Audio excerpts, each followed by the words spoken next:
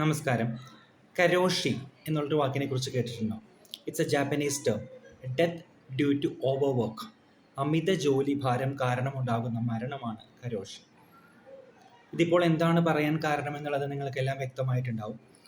പൂനെയിലെ Ernst and young കമ്പനിയുടെ അവിടെ ജോലി ചെയ്തിരുന്ന 26 വയസ്സുള്ള അന്ന സെബാസ്റ്റ്യൻ കഴിഞ്ഞ ജൂലൈ 20 കുഴഞ്ഞു വീണ് മരിച്ചു. അമിത ജോലിഭാരമായിരുന്നു ഇതിന് കാരണം. ഇവരുടെ അമ്മ ഈ കമ്പനിയുടെ മാനേജർക്ക് എഴുതിയൊരു കത്ത് ഇപ്പോൾ വൈറലായിട്ടുണ്ട്. നിങ്ങൾ മിക്കവരും വായിച്ചിട്ടുണ്ടാവുമെന്ന് വിചാരിക്കുന്നു. ഈ ഒരു സാഹചര്യത്തിൽ അമിത ജോലിഭാരത്തെക്കുറിച്ചും അതുണ്ടാക്കുന്ന പ്രശ്നങ്ങളെക്കുറിച്ചും കുറച്ച് കാര്യങ്ങൾ പറയാനാണ് ഈ വീഡിയോ ചെയ്യുന്നത്. ഒരിക്കലും കോംപ്രഹെൻസീവായിട്ട് ഇത്രയ്ക്കും ഒരു ഡ്രോ ടോപ്പിക് നമുക്ക് ചെറിയൊരു വീഡിയോയിൽ കവർ ചെയ്യാൻ കഴിയില്ല. എങ്കിലും കുറച്ച് കാര്യങ്ങൾ ഇതിനെക്കുറിച്ച് പറയണമെന്ന് തോന്നി.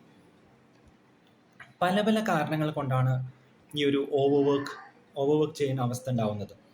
പല സെക്ടറിലും പല സാഹചര്യങ്ങളിലും കാരണങ്ങൾ വ്യത്യസ്തമാകാം.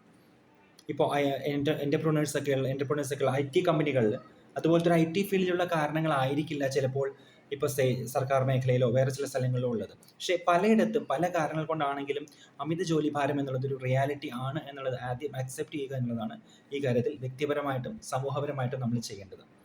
നമ്മൾ ഡിനൈ ചെയ്തിട്ട് കാര്യമില്ല. ഓക്കെ, അതിനെ പ്ലേ ഡൗൺ ചെയ്തിട്ടും കാര്യമില്ല. It's A reality and it has effects. Sometimes it might cost even your life എന്നുള്ളതാണ്. പല കാരണങ്ങളാവാം. വളരെ കോമൺ ആയിട്ടുള്ളൊരു കാരണം അണ്ടർ സ്റ്റാഫിംഗ് ആണ്, അല്ലേ? പലയിടത്തും വേണ്ടത്ര സ്റ്റാഫോ സൗകര്യങ്ങളോ ഇല്ല.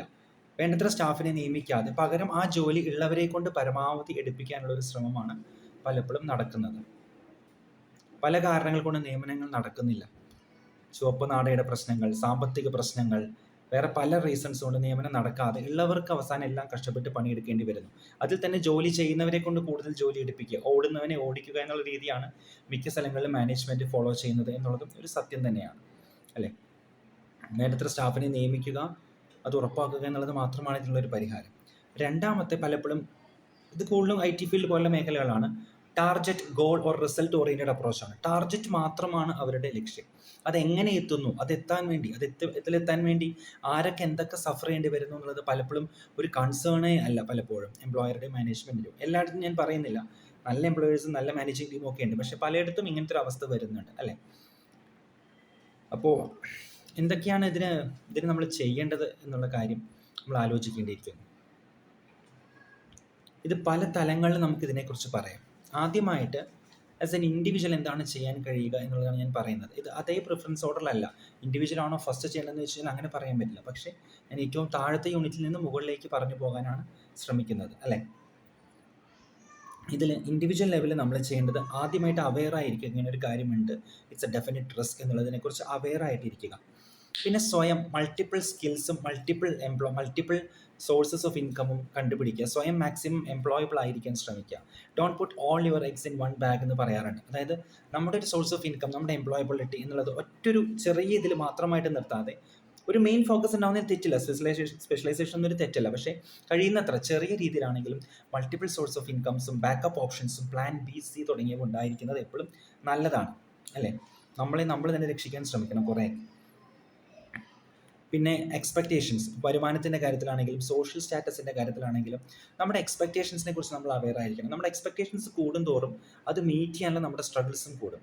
ഇവിടെ ശ്രദ്ധിക്കേണ്ട ഒരു കാര്യം, പലപ്പോഴും എക്സ്പെക്റ്റേഷൻസ് നമ്മൾ കരുതുന്നത് നമ്മുടെ തന്നെ സത്യസന്ധമായ എക്സ്പെക്റ്റേഷൻസ് ആണോ, അതോ പലപ്പോഴും സമൂഹത്തെയോ വീട്ടുകാരെയോ ബാക്കിയുള്ളവരെയൊക്കെ തൃപ്തിപ്പെടുത്താൻ വേണ്ടി, അല്ലെങ്കിൽ ഈ സോഷ്യൽ നോമിൽ ഫിറ്റ് ആവാൻ വേണ്ടി നമ്മൾ ശ്രമിക്കുന്നതാണോ എന്ന് അറിയണം. ശരിക്കും നമുക്ക് സാറ്റിസ്ഫൈഡ് ആവാൻ എത്രത്തോളം ഇൻകം അല്ലെങ്കിൽ എത്രത്തോളം ജോബ് കണ്ടീഷൻസ് വേണമെന്നുള്ള ആലോചിക്കുക. ആ സാറ്റിസ്ഫാക്ഷൻ ലെവൽ അധികം കൂടാതിരുന്നാൽ നമുക്ക് സ്വയം ഈ പറഞ്ഞ പോലെ എക്സ്പ്ലോയിറ്റേഷനിൽ അധികം നിന്ന് കൊടുക്കേണ്ട അവസ്ഥ കുറയും. പിന്നെ വ്യക്തിപരമായിട്ട് തന്നെ അറിഞ്ഞിരിക്കുക. തൻ്റെ അംബീഷൻസ് എന്താണ്, തൻ്റെ എക്സ്പെക്റ്റേഷൻസ് എന്താണ്, തൻ്റെ സ്ട്രെസ് ടോളറൻസ് ലെവൽ എന്താണ്, തൻ്റെ പ്രിഫറൻസസ് എന്താണ്, സ്വയം നന്നായി അറിഞ്ഞിരിക്കുക എന്നുള്ളത് പ്രധാനമാണ്. പിന്നെ ഏറ്റവും പ്രധാനമായിട്ട് എവിടെയെങ്കിലും വെച്ച് സ്വയം നമുക്കിതിന് പറ്റുന്നില്ല എന്ന് തോന്നിക്കഴിഞ്ഞാൽ, if our body and mind repeatedly says us that this is not worth it എന്ന് പറഞ്ഞാൽ, if you want to quit, do obey your body and mind. അവിടെ വീണ്ടും വേറെ നമ്മൾ പല കാര്യങ്ങൾ സമൂഹത്തെക്കുറിച്ചോ എന്തിനെക്കുറിച്ച് ആലോചിച്ചാണെങ്കിലും ഹോൾഡ് ഓൺ ചെയ്യാൻ ശ്രമിക്കരുത്.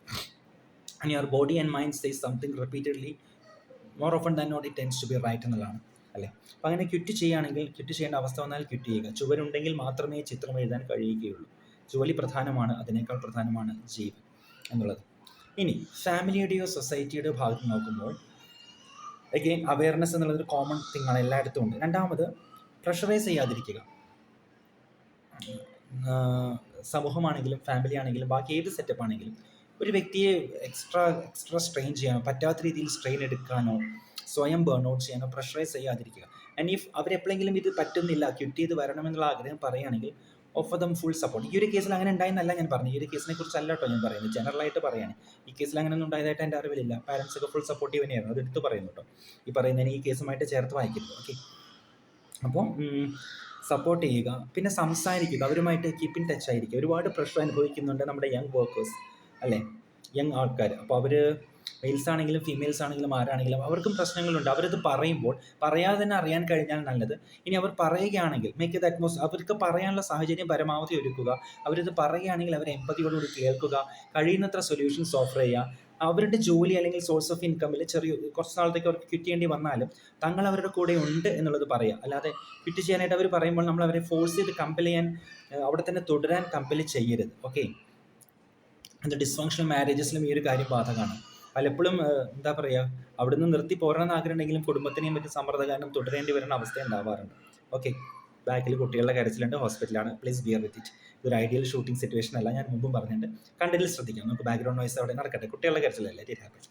ഓക്കെ, അപ്പോൾ ഇത് ഇനി അടുത്തത് ഇൻസ്റ്റിറ്റ്യൂഷൻ ലെവലിലും എംപ്ലോയർ ലെവലിലും ഗവൺമെൻറ് ലെവലിലുള്ള കുറച്ച് കാര്യങ്ങളാണ്. ഇത് ഒരുമിച്ചാണ് പറയുന്നത്. ഇൻസ്റ്റിറ്റ്യൂഷൻ ലെവലിൽ കുറച്ചുകൂടി മനുഷ്യപ്പറ്റാവാം. ഇവർ മനുഷ്യരാണ്, യന്ത്രങ്ങളല്ല. നമുക്ക് ടാർഗറ്റ് ഇമ്പോർട്ടൻ്റ് ആണ്, കോമ്പറ്റീഷൻ ഇമ്പോർട്ടൻ്റ് ആണ്, but we are dealing with humans. Employee satisfaction എന്ന് പറയുന്ന ഒരു കാര്യം ഉണ്ട് എന്നുള്ളത് മറക്കാതിരിക്കുക. പക്ഷേ ഇതെല്ലാം സബ്ജക്റ്റീവ് തിങ്സ് ആണ്. വ്യക്തിപരമായ ആൾക്കാർ മെച്ചപ്പെട്ട് കഴിഞ്ഞാൽ കുറേ പ്രശ്നങ്ങൾ പരിഹരിക്കാം, പക്ഷെ അതിൻ്റെതായ പരിമിതികളുണ്ട്. സോ നമുക്ക് കുറച്ചുകൂടി സ്പെസിഫിക് ആയിട്ടുള്ള കാര്യങ്ങളെക്കുറിച്ച് പറയാം. ഒന്നാമത്തത്, പിന്നെ നേരത്തെ പറയാൻ വിട്ടു, ഈ വർക്ക് ലൈഫ് ബാലൻസിനെ കുറിച്ചും മെൻ്റൽ ഹെൽത്തിനെ കുറിച്ചുള്ള അവയർനെസ് അത് എല്ലാ ലെവൽസിലും വേണം. ഈ ടേംസ് നമ്മൾ മെൻ്റൽ ഹെൽത്ത് എന്നുള്ളത് കൂടുതൽ നമ്മൾ അവെയർ ആവേണ്ട ഒരു കാലഘട്ടമാണ് വരുന്നത് അല്ലേ. ഓക്കെ, ഇനി ഗവൺമെൻറ് ലെവൽ ഇൻസ്റ്റിറ്റ്യൂഷൻ ലെവലിൽ ഒബ്ജക്റ്റീവ് ആയിട്ടുള്ള നോംസ് വേണം. എത്ര അവേഴ്സ് ജോലി അലൗഡ് ആണ് എന്നുള്ളതിനെക്കുറിച്ച് എന്തെങ്കിലും ഒരു ഒബ്ജക്റ്റീവ് നോംസ് വേണം. It cannot be infinite or subjective or എന്താ പറയുക ടോട്ടലി അങ്ങനെ വിടാൻ പറ്റില്ല. കൃത്യം ഏകദേശം എത്ര അവേഴ്സ് ഫീൽഡ് അനുസരിച്ച് പല കാര്യങ്ങളനുസരിച്ച് എത്ര അവേഴ്സ് എന്നുള്ളതിന് എന്തെങ്കിലും രീതിയിലൊരു പകുതിയെങ്കിലും ഒബ്ജക്റ്റിവിറ്റി വേണം അല്ലേ. പിന്നെ ഇത്തരത്തിലുള്ള റൂൾസ് ഫോളോ ചെയ്യുന്നുണ്ടോ എന്ന് നോക്കാനുള്ള സിസ്റ്റംസ് ഓർഗനൈസേഷൻസും വേണം. അത് കഴിയുന്നത്ര ഡീസെൻട്രലൈസ്ഡ് ആയിട്ടും സെൻട്രലൈസ്ഡ് ആയിട്ടും ഇൻസൈഡ് ആയിട്ടും ഫിസിക്കലായിട്ടും ഉണ്ടെങ്കിൽ വളരെ നല്ലത്. പലപ്പോഴും പേപ്പറിൽ മാത്രമോ അല്ലെങ്കിൽ ഒരു എന്താ പറയുക ഓൺലൈൻ മാത്രം പോരാ, കഴിയുന്നത്ര ഫിസിക്കൽ ലെവലിൽ ഉണ്ടെങ്കിൽ നല്ലത്. ഈ സിസ്റ്റംസ് എന്തെങ്കിലും ഇത് ശരിക്കും റൺ ചെയ്യുന്നുണ്ട്, ഈ നിയമങ്ങൾ പാലിക്കപ്പെടുന്നുണ്ട് എന്ന് ഉറപ്പാക്കാനുള്ള സിസ്റ്റംസ് ഉണ്ടെങ്കിൽ നല്ലത്. ആ സിസ്റ്റംസിന് എന്തെങ്കിലും പരാതി ഉണ്ടെങ്കിൽ നമുക്കവിടെ പറയാൻ കഴിയും. Are they approachable, are they powerful, are they empathetic തുടങ്ങിയ കാര്യങ്ങളും പ്രധാനമാണ്. ഇതൊന്നും ഇല്ലെങ്കിൽ പിന്നെ ഒരു കാര്യമില്ല. നമുക്ക് സിസ്റ്റംസ് ഇല്ലാത്തതും ഉള്ളതും ഒരുപോലെയും, സിസ്റ്റംസിന് ഈ ഫീച്ചേഴ്സ് ഇല്ലെങ്കിൽ. അപ്പോൾ ഇത്തരത്തിലുള്ള കാര്യങ്ങൾ പ്രധാനമാണ്. ഇത്തരത്തിലുള്ള സിസ്റ്റംസിനോട് പരാതിപ്പെട്ടാൽ അവർക്ക് കറക്റ്റ് ചെയ്യാൻ കഴിയുമോ, ഇനി അവരുടെ ഇത് സജഷൻസ് പ്രകാരം കറക്റ്റ് ചെയ്യാൻ ഈ എന്താ പറയുക മാനേജ്മെൻറ്റ് ഇൻസ്റ്റിറ്റ്യൂഷന് തയ്യാറായിട്ടില്ലെങ്കിൽ how can they take actions എന്നുള്ളത്. ഈ കാര്യങ്ങളിലെല്ലാം സ്പെസിഫിക് ആയിട്ട് പറയാൻ ബുദ്ധിമുട്ടാണ്. ഓരോ മേഖലയിലെയും സിറ്റുവേഷൻ അനുസരിച്ചാണ് ഇതിൽ ഓരോ കാര്യത്തിലും വേണ്ടത്. പക്ഷേ ഇത്തരത്തിലുള്ള ഇൻബിൽറ്റ് സിസ്റ്റംസ് വേണം എന്നുള്ളത് പ്രധാനമാണ്. എല്ലാം നമുക്ക് മനുഷ്യരുടെ ഇൻഡിവിജ്വൽ ഡിസിഷന് വിടാൻ പറ്റില്ല. അപ്പോൾ ഇത് ഇൻസ്റ്റിറ്റ്യൂഷൻ ലെവലും ഗവൺമെൻറ് ലെവലും ചെയ്യേണ്ടുന്ന കാര്യങ്ങളാണ്. അപ്പോൾ നമ്മൾ പല ലെവലിലുള്ള കാര്യങ്ങളെക്കുറിച്ച് പറഞ്ഞു. ഈ നടന്നിട്ടുള്ള സംഭവം വളരെ നിരാശാജനകം തന്നെയാണ്. അതിൻ്റെ വാർത്തയുടെ കുറച്ച് ഡീറ്റെയിൽസ് ഒന്ന് വായിക്കാം. അമിത ജോലിഭാരം കാരണം ഒട്ടേറെ പേർ ജോലി രാജിവെച്ചു. നീ വേണം ടീമിനെ പറ്റിയുള്ള ഈ മോശം അഭിപ്രായം മാറ്റാൻ. മാർച്ചിൽ ഏൺസ്റ്റ് ആൻഡ് യങ് കമ്പനിയുടെ പൂനെ ഓഫീസിൽ ജോലിയിൽ പ്രവേശിച്ച 26-കാരി അന്ന സെബാസ്റ്റിന് ടീം മാനേജർ നൽകിയ ഉപദേശമാണിത്. എന്നാൽ 4 മാസം കഴിഞ്ഞ് ജൂലൈ 20 താമസിക്കുന്ന സ്ഥലത്ത് കുഴഞ്ഞു വീണ് അന്ന മരിച്ചു. അമിത ജോലിഭാരം തൻ്റെ മകളുടെ ജീവൻ കവർന്നതായി അന്നയുടെ അമ്മ അനിത അഗസ്റ്റിൻ ഈ വൈയുടെ ഇന്ത്യയിലെ ചെയർമാൻ രാജീവ് മെമാനിക്ക് അയച്ച കത്ത് ഇപ്പോൾ ചർച്ചയാവുകയാണ്. ഇനി പറയുന്നത് ശ്രദ്ധിക്കൂ. മരിക്കുന്നതിന് 2 ആഴ്ച മുമ്പ് നെഞ്ചുവേദനയുമായി അന്നയെ ആശുപത്രിയിൽ പ്രവേശിപ്പിച്ചിരുന്നു. ഉറക്കമില്ലായ്മയും സമയം തെറ്റിയുള്ള ഭക്ഷണവുമാണ് കാരണമെന്ന് അന്ന് ഡോക്ടർമാർ പറഞ്ഞിരുന്നു. ഇത് ആർക്കും സംഭവിക്കാം, ഇത് നമുക്ക് സംഭവിക്കാം, നമ്മുടെ മക്കൾക്ക് സംഭവിക്കാം. സോ ഇത് യഥാർത്ഥത്തിലൊരു പ്രശ്നമാണ്. ഒരു പോയിന്റ് ഞാൻ പറയാൻ വിട്ടു, ഇത് ഹാർഡ് വർക്കിനെ ഒരുപാട് ഗ്ലോറിഫൈ ചെയ്ത്, ഹാർഡ് വർക്ക് വേണം, അതിൻ്റെതായ കോണ്ടെക്സ്റ്റിൽ ഇമ്പോർട്ടൻ്റ് ആണ്. പക്ഷെ അവനവനെ സ്വയം മറന്നുകൊണ്ട് എല്ലാം മറന്ന് ഹാർഡ് വർക്ക് ചെയ്യുന്നത് എപ്പോഴും നല്ലതല്ല. There are limits like everything. Hard work also has limits. Over glorification of hard work സ്വയം ഓവർ സ്ട്രെയിൻ ചെയ്യാൻ നമുക്ക് കാരണമാകും. ഓവർ സ്ട്രെയിനെ പല തലത്തിൽ അവഗണിക്കുന്നതിന് കാരണമാകും. അപ്പോൾ you have to work hard but not at the cost of your life എന്നുള്ള കാര്യം പ്രധാനമാണ്. ഇനിയും ഒരുപാട് ഈ വിഷയത്തിൽ പറയാനുണ്ട്, പക്ഷെ തൽക്കാലം ഇതിൽ നിർത്തുന്നു. പല തലങ്ങളിൽ ഈ പ്രശ്നത്തെ മറികടക്കാൻ ചെയ്യാൻ കഴിയുന്ന കൊച്ചു കൊച്ചു കാര്യങ്ങളെക്കുറിച്ചാണ് ഞാൻ പറഞ്ഞത്. ഇനി വ്യക്തികളെന്ന നിലയ്ക്കും ഒരു സ്ഥലത്ത് പോകുന്ന കസ്റ്റമേഴ്സ് നിലയ്ക്കും നമ്മൾക്കും ഈ കാര്യത്തെക്കുറിച്ച് അവെയറായി കുറച്ചുകൂടി മനുഷ്യപ്പറ്റി കാണിക്കാം.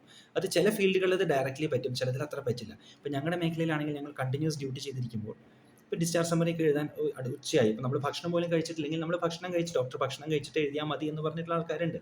നമ്മൾ ഇത്തിരി നമ്മുടെ ജോലി തിരക്ക് കാരണം ഇത്തിരി വൈകിയാൽ ബഹളം വയ്ക്കാതെ മനുഷ്യപ്പറ്റോടെ സ്നേഹത്തോടെ പെരുമാറുന്ന ആൾക്കാരെ കണ്ടിട്ടുണ്ട്. എന്നാൽ നിങ്ങൾ എത്ര ജോലി എടുത്താലും വേണ്ടില്ല, ഞങ്ങൾക്ക് ഞങ്ങളുടെ കാര്യങ്ങൾ സമയത്ത് നടക്കണം എന്നുള്ള ചിന്താഗതി ഉള്ളവരെയും കണ്ടിട്ടുണ്ട്.